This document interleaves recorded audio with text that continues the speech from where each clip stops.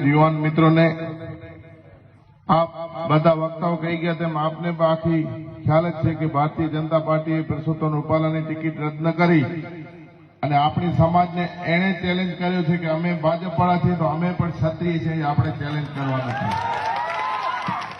ભારતીય જનતા પાર્ટીની હું આપને વાત કરું, 28 થી 30 વર્ષ અહીંયા ગુજરાતની અંદર થયા, 10 વર્ષ જેવો સમય દિલ્હીમાં થયો.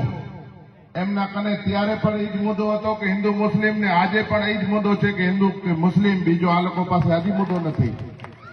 વડાપ્રધાન જેવા માનનીય સન્માનીય જે કહીએ એટલો ઓછો એવા વ્યક્તિ જો આ 2-4 દિવસ પહેલા સભા કરીને એમ કહેતા હોય કે કોંગ્રેસની સરકાર આવશે તો હિન્દુઓના મગજસૂત્ર કોંગ્રેસ મુસ્લિમોને આપી દેશે, શરમ આવી જોઈએ તમને. શરમ હજી તમે એ કહો છો?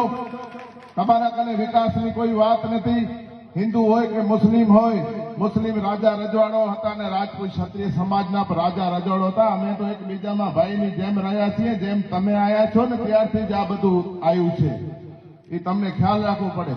મહારાણા પ્રતાપના સેનાપતિ મુસ્લિમ હતા, શિવાજીના સેનાપતિ મુસ્લિમ હતા અને આપણે કચ્છ રાજમાં બેઠા છીએ ને અહીંયા ફતેહ મામદ નોતિયાર કરીને હતા, આપને ખ્યાલ હોય. આપણે ક્યાંક ને ક્યાંક દલિત રાજપૂત, ક્યાંક ને ક્યાંક પાટીદાર રાજપૂત, ક્યાંક ને ક્યાંક મુસ્લિમ હિન્દુ એમ કરાવી લડ્યા છે. અત્યારે જે ઝંડો લઈને નીકળ્યા છે એની દિલ્હીની સરકાર ઉપર પહોંચ્યા ને, કોઈ એ લોકોના કોઈ વંશજોના કારણે નથી પહોંચ્યા, એ પણ આપણા પ્રભુ શ્રી રામના નામ લઈને ત્યાં પહોંચ્યા છે. ભારતીય જનતા પાર્ટીને હું એક ચેલેન્જ કરવા માંગુ છું.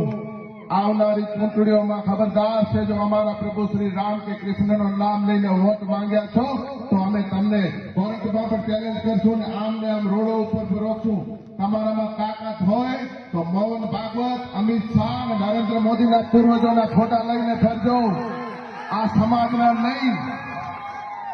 વાત કરી રહ્યા છો તમે હિન્દુ રાષ્ટ્રની. અલ કબીર નામની એક સંસ્થા છે, એ પણ કોઈ મુસ્લિમની નથી, હિન્દુની છે, જે કતલખાનો ચલાવે છે. એના 250 કરોડ રૂપિયા ભારતીય જનતા પાર્ટીએ ફંડ લીધો છે. કયા મોઢે હિન્દુત્વની વાત કરી રહ્યા છે? જય જવાન જય કિસાનના નારા લગાવી રહ્યા છે. ત્યારે 45 આપણા જવાનો શહીદ થઈ ગયા. મિત્રો, હું પણ જમ્મુ કાશ્મીરમાં જઈ આવ્યો છું.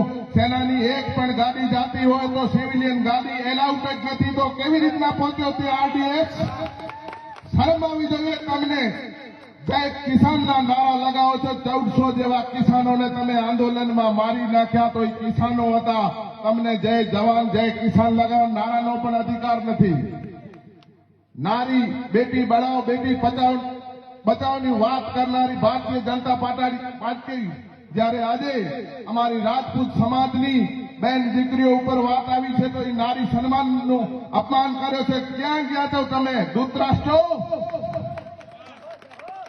મહાભારતમાં જ્યારે દ્રૌપદીનો ચીરહરણ થયો ત્યારે અનેક દુશાસનો ધૃતરાષ્ટ્રો બેઠા હતા.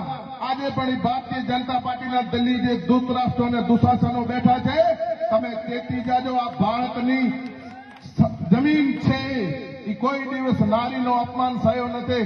તમારે જ્યારે કોઈ પણ અહંકારી રાજાઓનો નાશ થયો છે તો નિમિત્ત નારી બની છે. નારી શક્તિનું અપમાન કરી અને તમે તમારી કબર ખુદ ખોદી છે. અમારે તો માટી નાખવાની છે.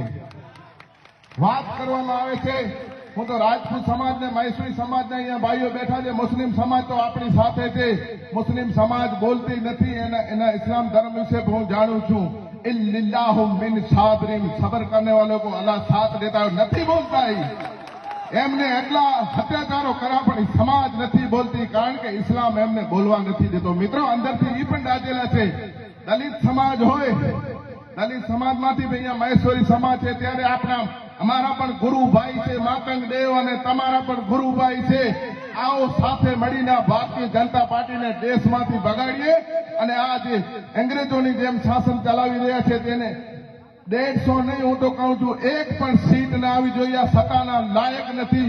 ભારતીય રાષ્ટ્રીય કોંગ્રેસને મત આપીને નારી સમાનનો આપણને બદલો લેવાનો છે. મિત્રો, પહેલાના જમાનામાં રાજાશાહી હોય તો આવા પરસોત્તમ રૂપાલા જેવા 17ના માથા અહીંયા કાપી નાખી. આપણે એ સમાજ છીએ. અત્યારે માથા કાપવાનો સમય નથી, પરંતુ વોટથી બટન દબાવવાનો છે ત્યારે કોઈ પણ ન ચૂકતા આવો મોકો નહીં મળે. આપણે બદલો લેવાનો છે નારી શક્તિનો. અમારી સમાજની નારી નથી, નારીએ સમગ્ર સંસારની નારીનું અપમાન કર્યો છે. કોંગ્રેસને મત આપી વિજય બનાવજો.